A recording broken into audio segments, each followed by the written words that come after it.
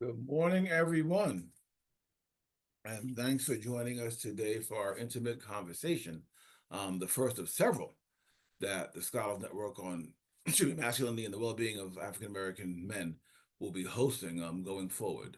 It's a pleasure to bring this group together to begin some conversations about important issues that affect the work that we do. I will briefly say what you already know. I'm Al Young, the director and founder of the Scholars Network, professor of sociology and African Studies and public policy here at the University of Michigan. And I come to you today in a time of anxiety and a time of tension. I get that that is all a part of how we function as scholars contemporarily. And some of this conversation today will enable us to think through at least one dimension of the challenges that affect us. Again, we'll have opportunities to explore other dimensions of the challenge of being scholars aggressively in pursuit of knowledge and understanding about Black men and boys. Today's conversation on gender fluidity and its bearing upon the project of studying Black men and boys will involve a conversation with Dr. Tanya Saunders, who comes to us from the University of Maryland, Baltimore County, a sociologist and cultural studies scholar who is interested in the ways in which the African diaspora throughout the Americas uses the arts as a tool for social change. And she specifically focuses on decolonizing systems of thinking and knowing in the Americas. Dr. Saunders had I would say the pleasure, maybe she said the challenge of working with me here at the University of Michigan a long time ago, and has since then gone on to establish herself in the world of academia as one of the leading scholars of hip hop culture, sexuality, cultural expression in Latin America and other regions of the world, and has, in the course of doing this work, really situated herself in some important ways to enable us to think about, to talk a little bit about gender fluidity and what bearing that has on the kind of work that we do. So it's my pleasure to welcome her today. Our other intended panelist, Marshall Green, is unable to join us. So I have the pleasure of hearing Tanya share all with us about her views and perspectives and ample time to field some questions. Tanya, let me start by just asking you to say a little bit more about the project of gender fluidity in your work. I deliberately did not say a whole lot about your scholarship because I wanted you to put it in your voice. But talk a little bit about what brings you to gender fluidity, what brings you to some of the issues, the challenges for thinking about gender Mhm. fluidity and scholarship, given the kind of work that you've done. Yeah. First, thank you, Al, for the invitation. Al is like the GOAT for me. Very important person in my formation. So it's cool to be here today. And it's also cool to be here with you all. It's so cool just to see so many friends, many of whom I haven't seen in years, maybe even a decade now. But jumping into my research, my current research project is ask this question: what would happen if Black folks in the United States look to Latin America and the Caribbean to understand gender and sexuality? And the reason why I put the question this way is just to kind of give a lead into my current research project, which centers on Brazil and looks at how Black scholars and artists or artivists, arts-based scholars, are redefining, or even better put, remembering um, many of the forms of embodiment that we or our ancestors carried with them in the crossing. So, for example, in much of our work, we tend to take a very Eurocentric approach to understanding our forms of embodiment. And so we're limited by gender categories that are specific to one historical contract context, one cultural context, one trajectory. But we don't think about all of the inputs from the various African cultures that came to this hemisphere, as well as the indigenous populations and their influence on our formation of understanding gender and sexuality. I'll give two specific examples. One is if we think about, let's say, a Black family, a Southern Black family specifically, right? And they're at Thanksgiving, and someone's son brings home his friend. So if you're at a table with a black family and dude is like, okay, this is my friend Jimmy, he's just gonna stay with us, like he's visiting, whatever. I think most people in the family would be like, oh, okay, that's your friend. Um, but if you kind of position that same situation in, let's say, a Midwestern white family, they actually might really believe that these two are friends. So even if we think about the concept of a friend within Black communities, for me, that's the continuation or an awareness or an inheritance of a certain type of relationship, or when we start thinking about gender, certain types of embodiments that maybe we don't remember the names for those types of environments, or where they came from in terms of our history, because we haven't done that genealogy. There's something about it that resonates or makes sense, even if it might be something that people don't like. When you go to Brazil, and this is the second example, Black folks are intentionally doing those genealogies. So one example would be the category of travesti, which is considered to be Brazil's first third gender category. It exists outside of the Eurocentric binary.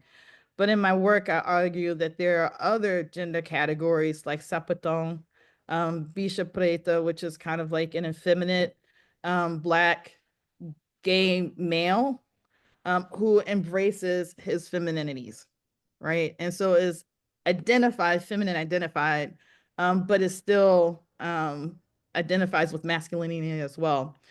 So travesti is sometimes confused with transgender women, but it's not that.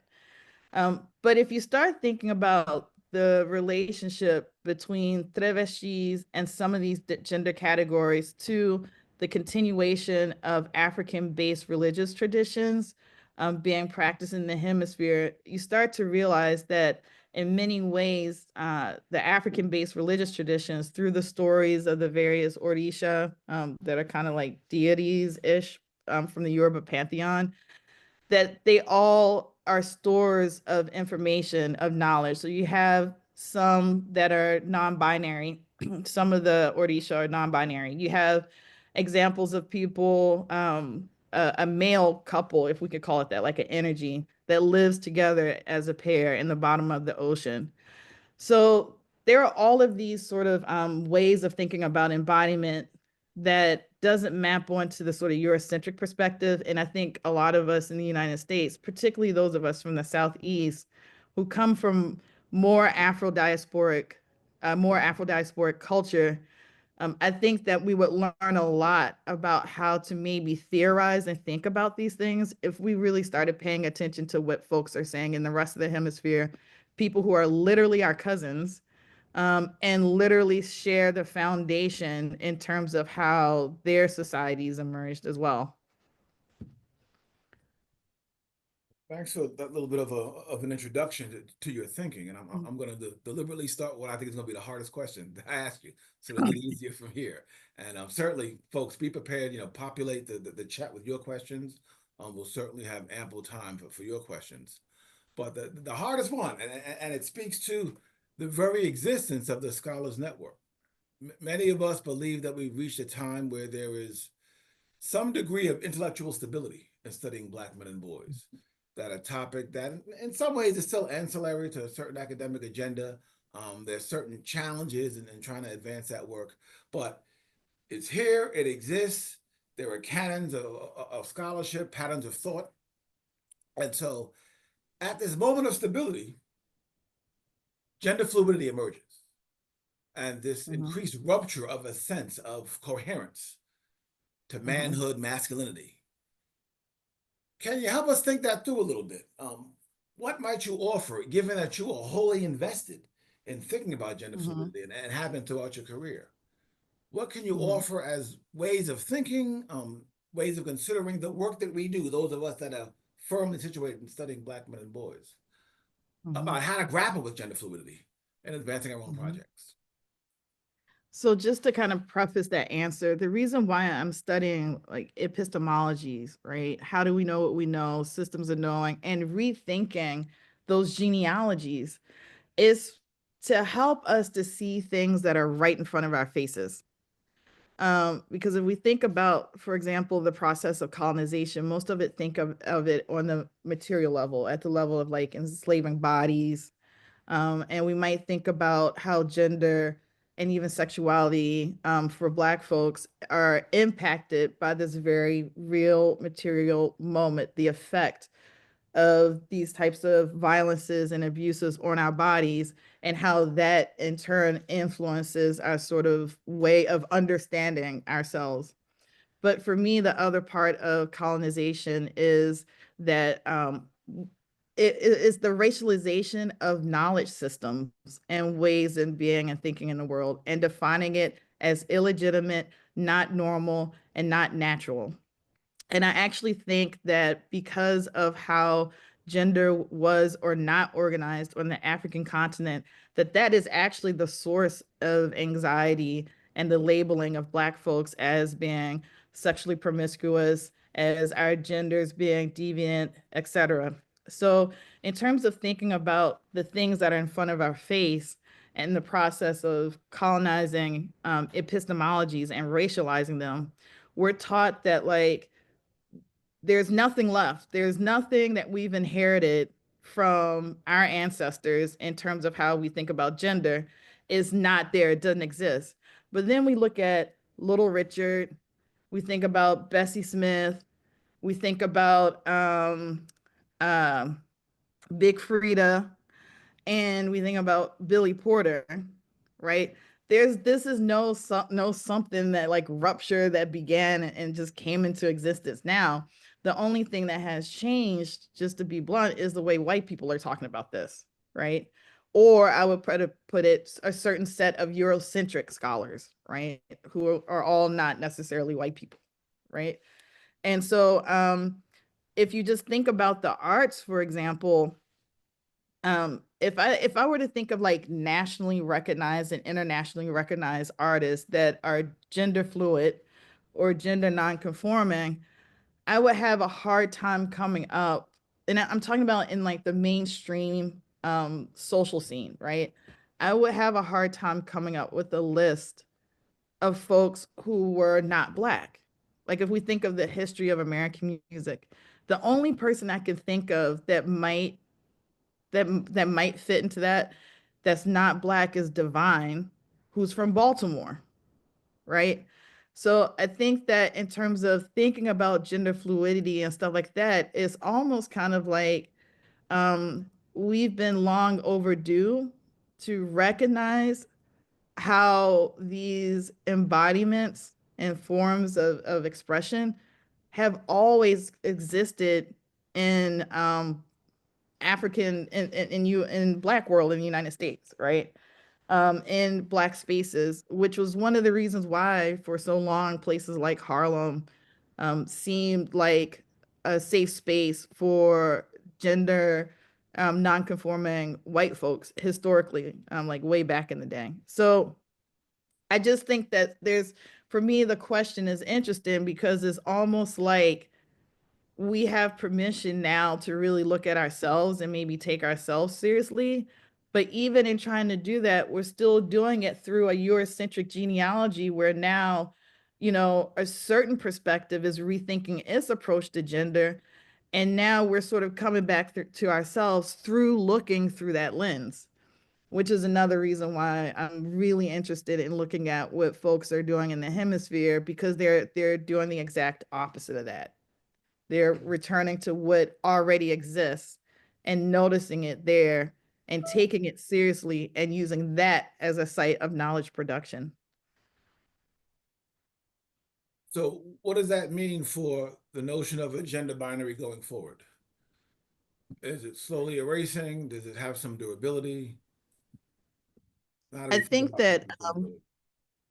yeah, I don't think it has, like, none of this has to be like an either or type of thing because, obviously the existence or the sort of having the space in the hegemonic areas of like spheres of knowledge production. So now having that space in the academy, now having the legitimacy to really be able to explore these topics and talk about them, we definitely should take advantage of that. I just think that, and again, this is part of what I'm trying to do with like Africa Press and stuff like that, is to really figure out a way to get us kind of reconnected with the hemisphere so that maybe we might have another framework that we could use in this process of trying to like remember for ourselves. You know what I mean?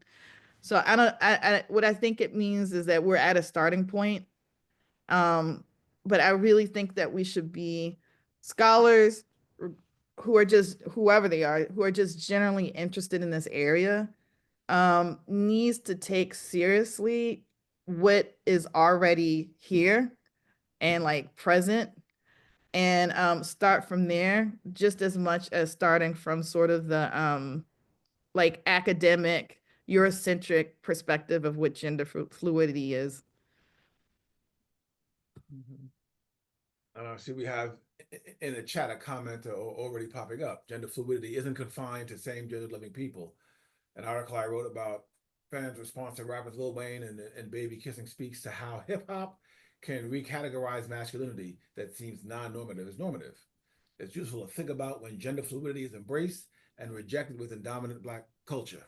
And Tanya, thanks so much for raising that. Tanya, any reactions and reactions from others as well? Yeah, and I think that that's a great point, and that kind of gets to what I'm doing in my work. I mean, right now it's hard for me because like what I'm doing is also like a work of translation, and it's not just translation like English, Portuguese, and Spanish. It's like translation in terms of like, you know, like an epistemic translating, like translating between different sort of worldviews or like metaphysics concerning like being, right? And if I were to really just kind of like go there and jump into the weeds, I would just say that like that's exactly what I'm talking about. When I was talking to Vincent Brown, who's a historian at Harvard, we were having this conversation about how some of the people that came across during the passage that were classified as women, for example, were not women, right? Some of the people classified as men were not men. And some of the people classified as men might be something close to what we would call a woman, right? And so, when I was talking to Vincent Brown about this, he was just like, yeah, if you even look at Queen Nzinga, her gender changes over the course of her life, right? So what does that even look like? So yeah, that's exactly it. I feel like if we are able to kind of remap some genealogies, um, at the same time as we're thinking along with the more Eurocentric folks in terms of their scholarship, because we're kind of like moving through these worlds, right? And we've always done that. And I think that there's something that a lot of us has inherited. I think you'll realize that, yeah, gender fluidity isn't confined to same gender loving people. It's exactly that. And so I want to build from that point in particular to ask you to help us think through how we deal with a very vibrant moment contemporarily. I think we are all aware of the assaults going on now around transgender folk in particular, but more generally, the call in this country at least to try to protect rigid gender categories. Mm-hmm. We've said in this space so far, right, and ended on this notion that gender fluidity isn't confined to same gender loving people. But there is this political moment where gender rigidity is being enforced in so many ways that works against some of what you're asking us to do and think about as scholars. A Mm-hmm. question for you, but a question for us all. How might we begin moving beyond the challenge that we face now? How might we defend ourselves against it? Yeah, what can we do? Mm-hmm. Given within the United States context, at least. And I don't believe we're the only Mm-hmm. country in the world, but certainly we're living in this space right now, Mm-hmm. where the claim to So return to rigidity is so strong. right. So there are two ways two things that come to mind initially. One, the United States is a part of the Americas, right? So whenever we think about like European history and culture, right? The field of European studies, there's this assumption that there's like, this connection between European countries, and it's those connections that is what makes them European, is what gives us the possibility to call them European. But something has happened over the last like maybe 40 or 50 years where the United States has completely intellectually cut itself off from the rest of the hemisphere, right? Like the US and the rest of the hemisphere becomes a part of this sort of amorphous global. And we've stopped, or maybe we stopped thinking of being Afro-American in particular as being a regional situation where all of our identities emerged in relation to each other. You can't talk about contemporary Black identity without talking about Marcus Garvey or Arturo Schomburg or Lelia Gonzalez, particularly in the area of Black feminist studies, or even Audrey, right? So my first thought is if you were to look at a map and think about how this hemisphere is 70% Black, right? The Inter-American Development Bank refers to us as the invisible majority. And you were actually just to kind of rethink Afro-America, you would see that region, that geographical region, would start around Maryland, maybe Philly, and go down through Brazil, right? And like up through the center of South America and then around the Caribbean coast. So the reason why I'm saying this is that coming from this perspective, I see this assault as racist. I see it as a continuation of an effort to try to make Afro-Indigenous, Afro-descendant, and Indigenous folks European. Is like a continued effort to turn us into what the sort of colonial project has been trying to turn us into for a long time. And you can say, it's turn us into Europeans or turn us into slaves, whatever perspective you want to take. But I really see this assault as being racist because it's a continued assault on the possibilities that are available to us in front of our faces that we've inherited from our ancestors. And it's just, I see it as more intense and important to do this kind of work now more than ever, because I don't just see it as being the same as folks um, who are not Afro-descendant or live an Afro-descendant existence. I see it in a very different way. So it's hard for me to separate them. I appreciate the response. Let me invite some others. If there are questions, comments that you want to add to the conversation, I could go on for the rest of our hour, but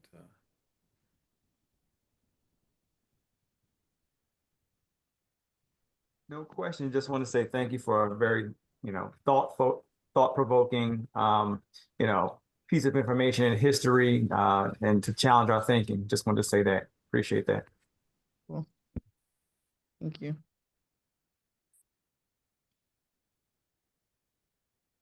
any questions at this point? I still have a few. So.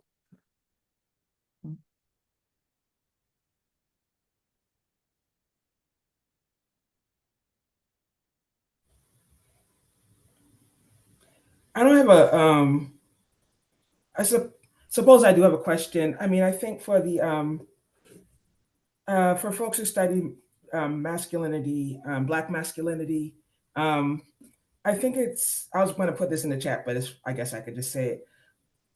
I think a prior question is, what does the idea of a gender binary do for the study of Black masculinity? Mm-hmm. I was thinking about works by Oyenike Oyewumi, who's a Nigerian, a Black feminist Nigerian scholar who talks about in how West Africa, the ideas about gender wasn't centered around a binary, which is to say, the idea of a gender binary is a Western invention. That because we are Western, we are African Americans. This is a grouping of folks who are African Americans, primarily studying Black masculinity in the U.S. context. Because we're, African Americans, we have internalized these ideas about a gender binary as natural, but that's it. Like the idea that there's man and woman, that's an invention, and it does particular things that are, as Tanya was saying, anti-Black. And if you go to the continent, there might be other versions of ideas about sex that aren't based on a binary. So I think it's worth thinking about what does the idea of the gender binary do for our thinking? How does it, I would say, constrain what we can ask, what questions we could ask about gender and power if we are continue to kind of treat the gender binary as a fact rather than a social construction. Yeah, and just to kind of add to that, exactly what Antonio's saying, and here and the point that you made about being Western too, I really think that Western and the United States seeing itself as America, right? Like really forgetting that intertangled history that we have with this hemisphere, right? The Haitians that came and fought in the U.S. American Revolution, right?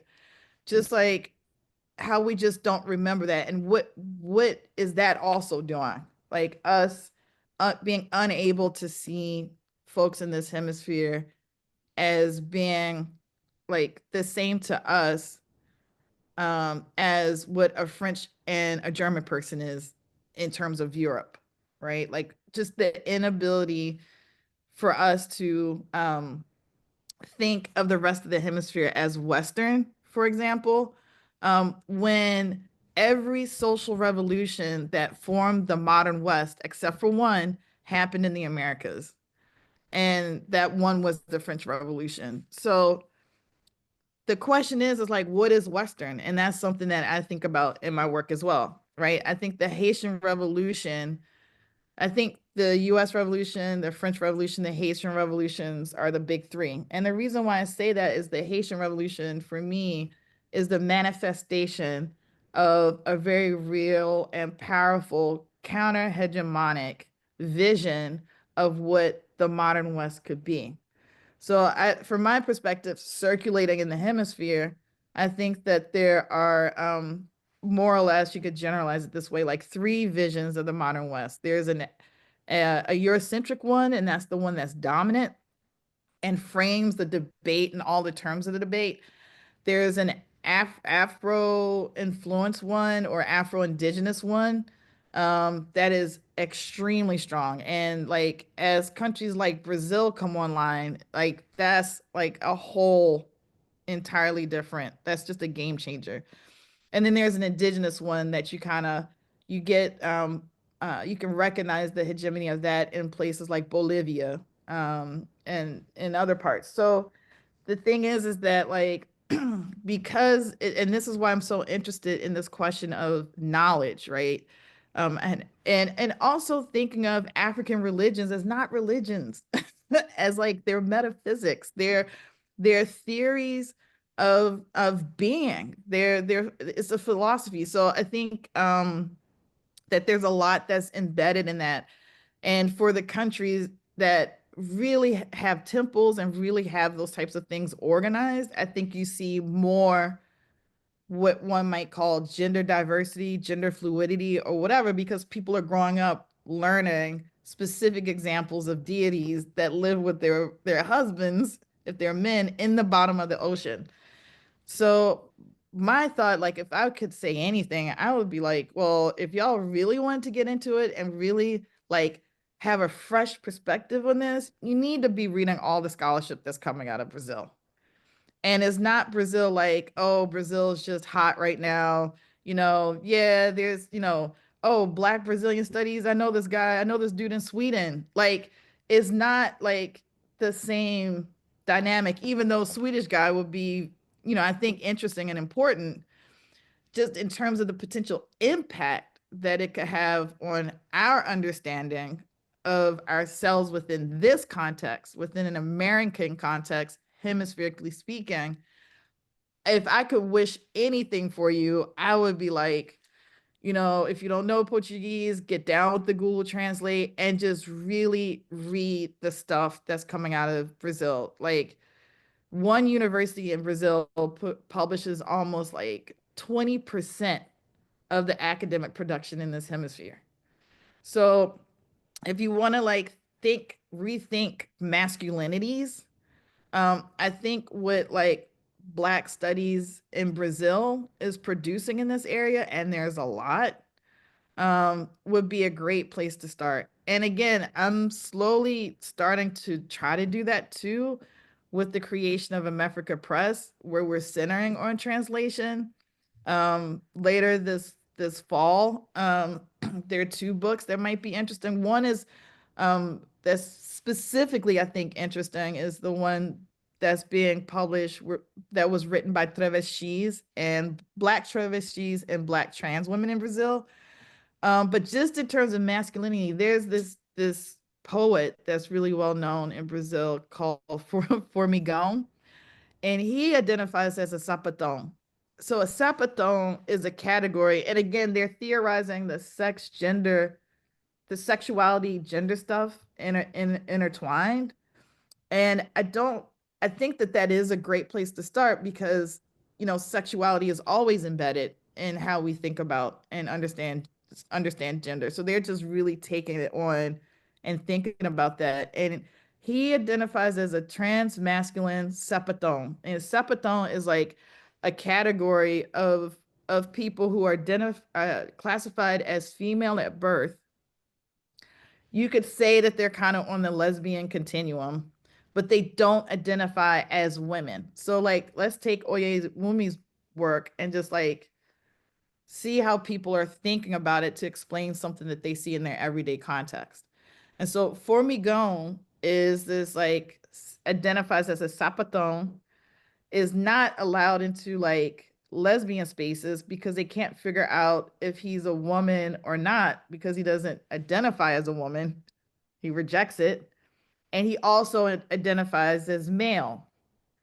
So there's some element where he's not a transgender man, which is something else. He is a male that is in the body of a person that in our cultural context would be defined as female. But he's not female. But he also doesn't want to transition and become a man. So these types of like, when we start getting into the masculinities and the various types of paths, like all those lines get blurred, which again, I think is one of the reasons why Europeans were just kind of like, this is too much. They're like weird and perverse. Like, we're just not going to try to understand this. But I think in our effort as US Black Americans to really assimilate as a way to survive, the result of that has been embracing a certain discourse about normativity that's mapped onto a binary that really hasn't been helpful, I think, in many ways. It's been very harmful, and especially so because even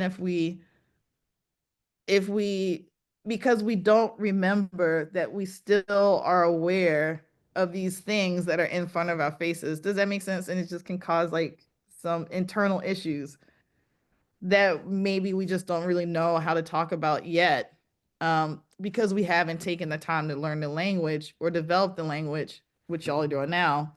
But part of that is there are people that are trying to do that whose histories are very similar to ours. They just speak Portuguese or Spanish.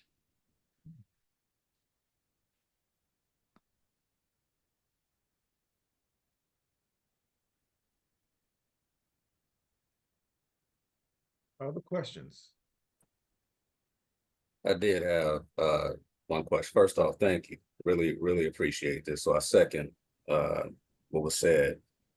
My current struggles within, again, the Western context around the gender binary and the seeming connection to a set of expected behaviors, right? So gender as a social script. And what comes to mind is the notion of protection and provide, right? Like patriarchal ideas of what are expected of boys and men outside of the Western context. I can't quite figure out then what is expected. These gender-based social scripts. What are Black men and boys? What is Black masculinity outside of a Western context supposed to do, right? Or are we to do away with social scripts altogether, expectations that you are supposed to quote unquote provide or protect, which are obviously white patriarchal notions. So I don't know if that made sense, but that's what I'm struggling around right now. It totally makes sense. And that's why I think for me personally, that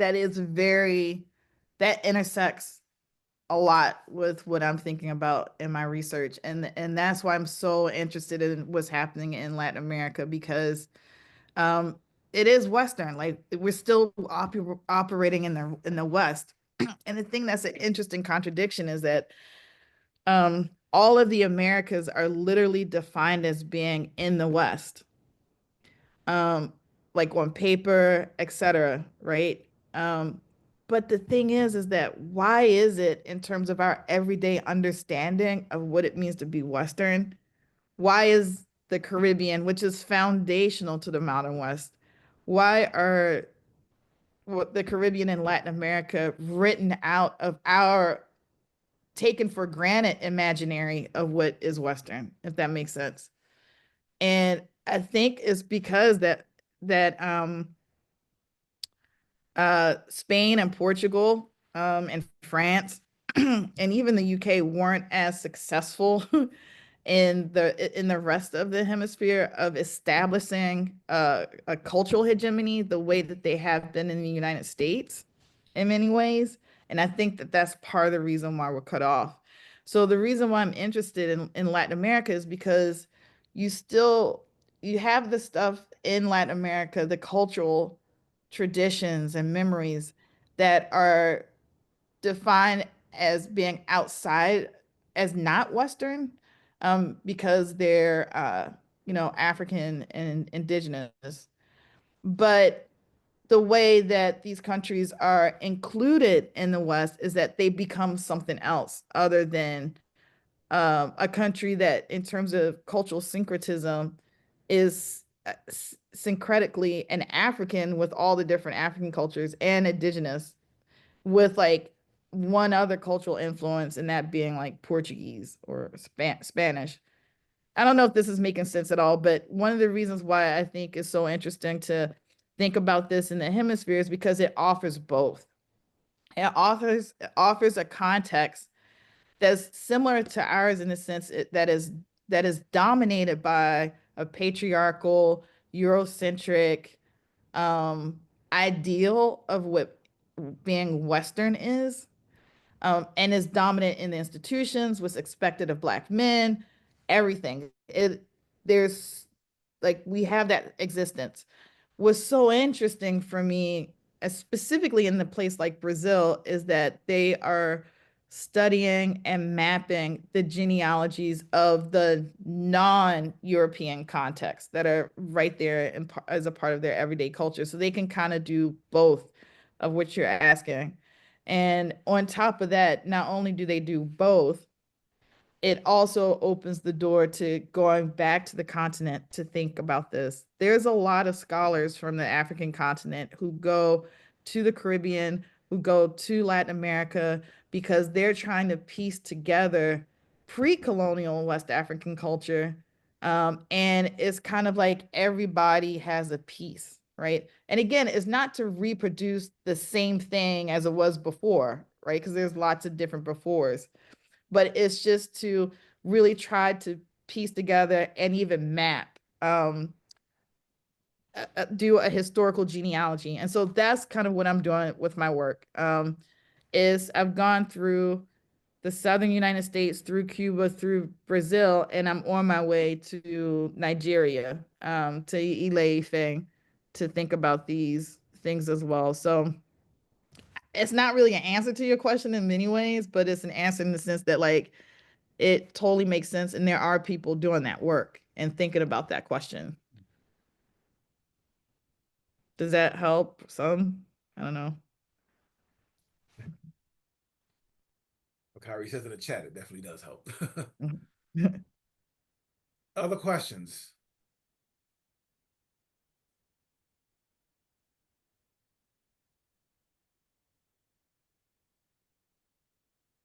Tony is responding in the chat.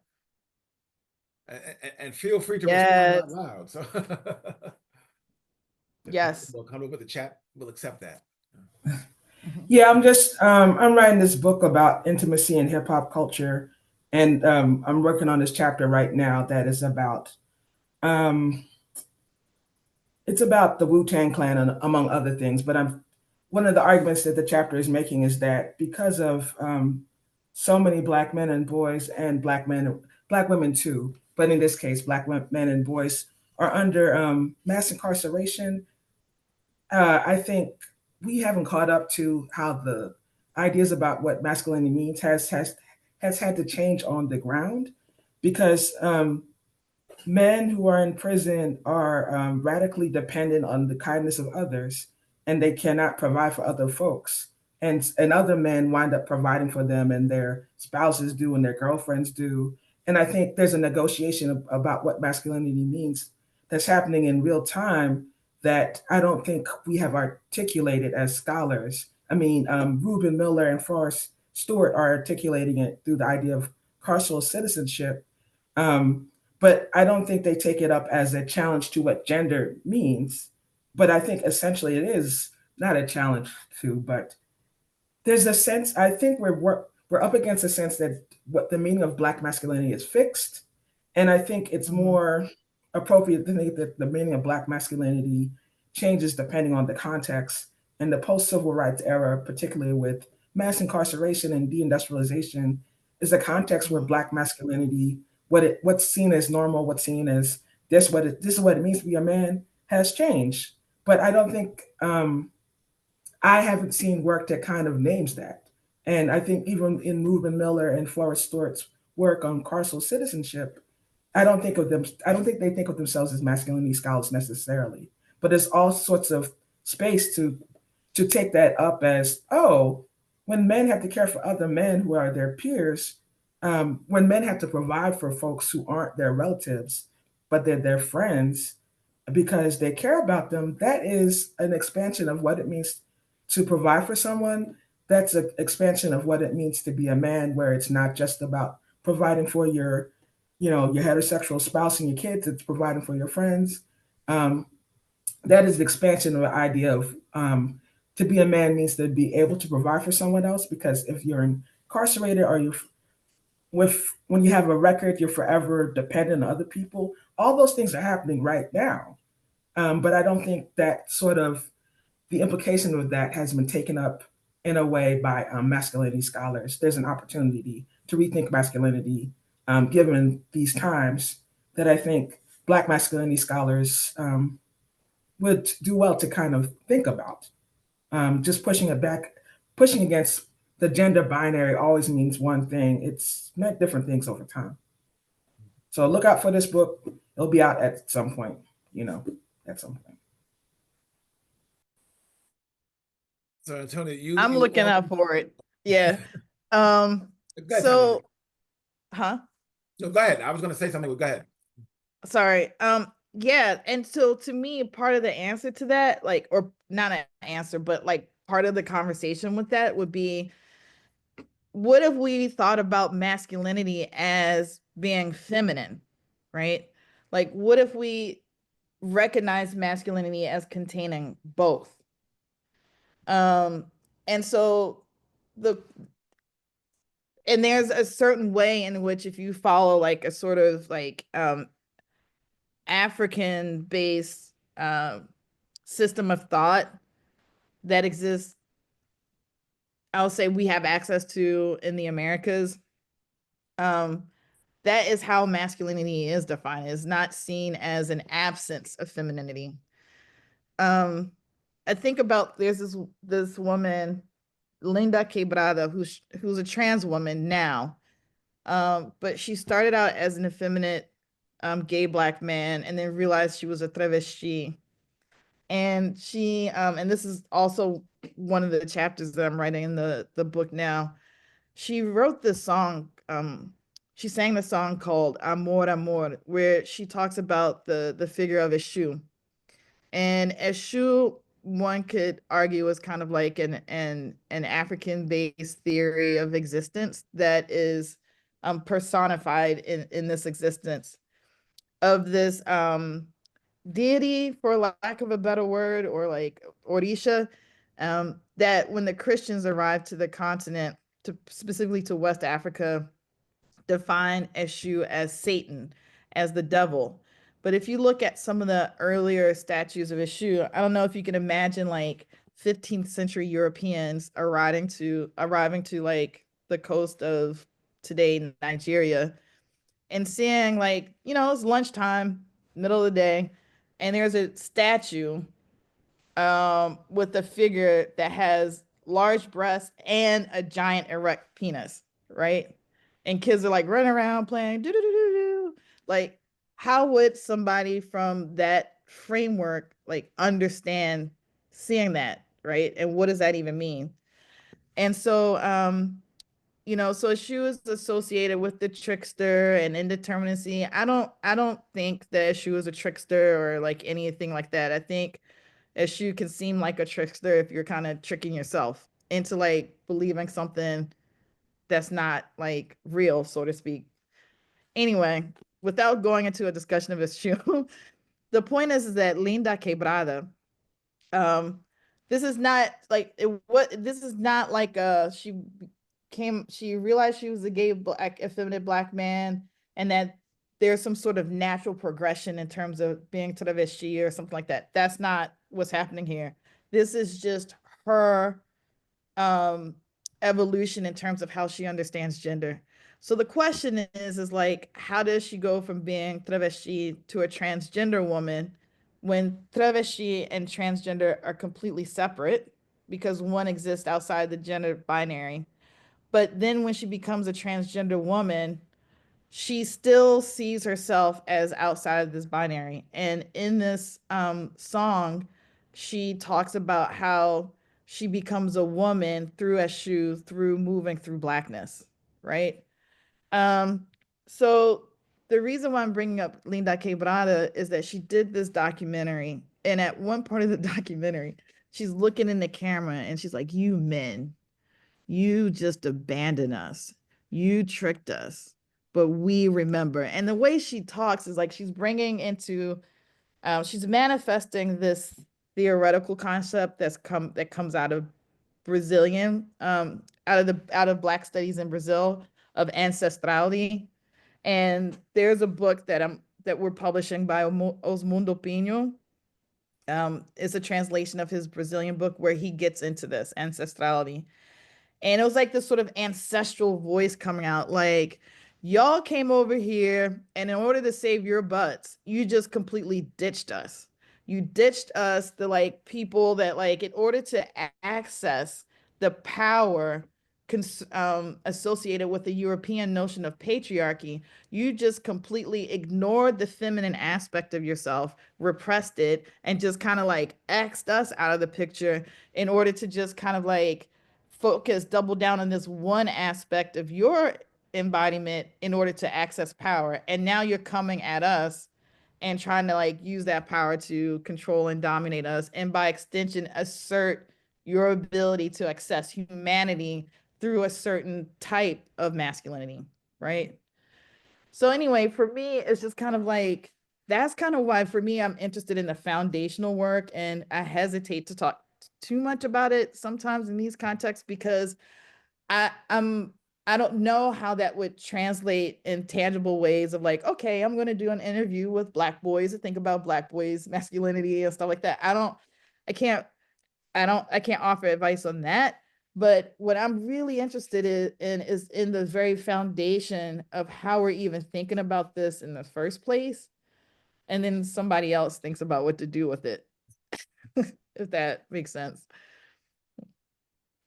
In the midst of your reply, Bakari has posted in the chat a reference to Joy James's notion. I asked folks to take that in.